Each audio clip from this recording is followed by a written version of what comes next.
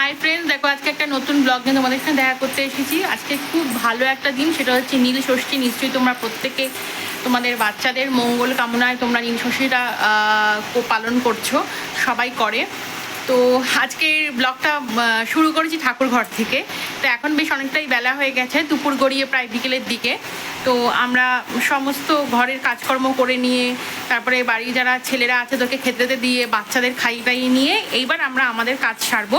তো আমরা ঠাকুর ঘরে এসেছি, তোমাদের ঠাকুর ঘরটা একবার দেখিয়ে দিচ্ছি। চলো, আর শিবের মাথায় জল ঢালবো। আজকে খুব সুন্দর একটা পবিত্র দিন। সবাই তোমরা নিজেদের বাচ্চাকে নিয়ে আজকের দিনটা পালন করো, এটাই ঠাকুরের কাছে একমাত্র কামনা। তো চলো, সবাই ভালো থাকো। আমি তোমাদের ঠাকুর ঘরটা একবার দেখিয়ে দিচ্ছি ব্যাক ক্যামেরাতে।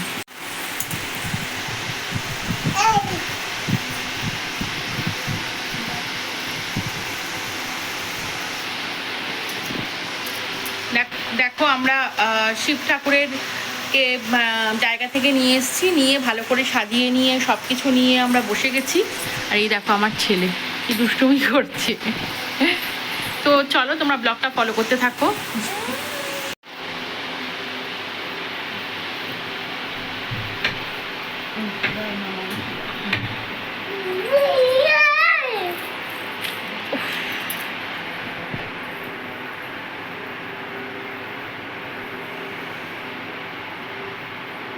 মা শিবের মাথায় জল ঢালছে, মার হয়ে গেলে আমি ঢালবো।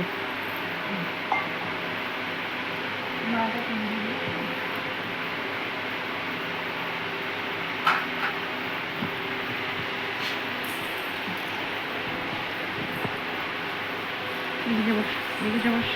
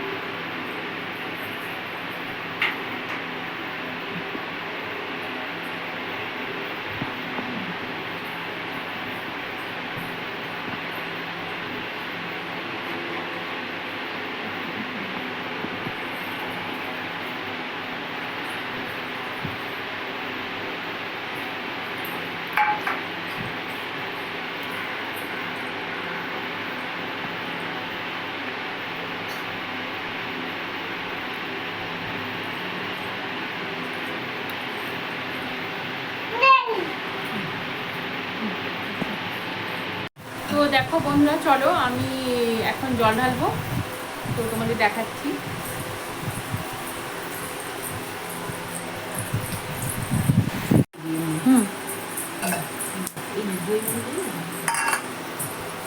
ওম নমঃ শিবায়, ওম নমঃ শিবায়, ওম নমঃ শিবায়, ওম নমঃ শিবায়, ওম নমঃ শিবায়, ওম নমঃ শিবায়, ওম নমঃ শিবায়, ওম নমঃ শিবায়, ওম নমঃ শিবায়, ওম নমঃ শিবায়।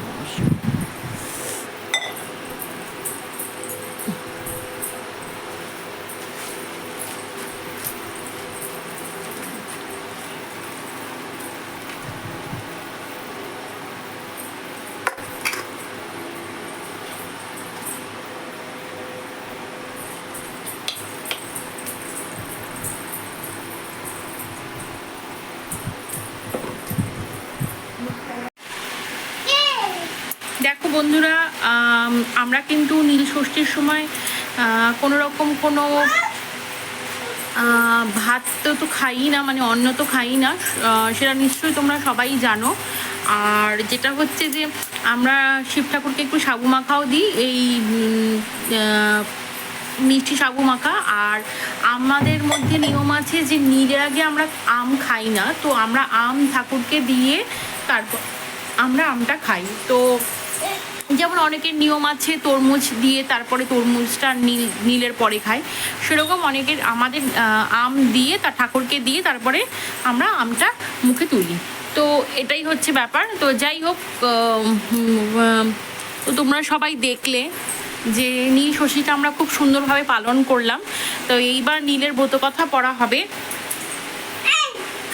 নীলের ব্রতকথা পড়া হবে। আর আমার ছেলে যা দুষ্টুমি করছে, আর কোনো কিছু করতে দিচ্ছে না, খুব দুষ্টু দেওয়া হবে। তাই হোক, তো আমরা এখন নীলের ঘরে বাতি দেবো। তো সেই ভিডিওটা তোমরা দেখতেই পাচ্ছ। মা প্রথমে নীলের ঘরে বাতি দিয়ে দেবে, ফ্যানগুলো বন্ধ করতে হবে।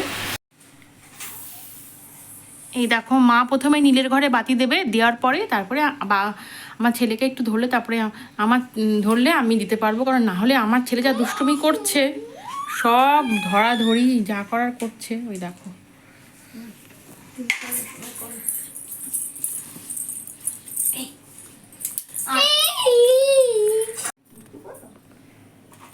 তো দেখো বন্ধুরা, আমি নীলের ঘরে বাতি দিচ্ছি।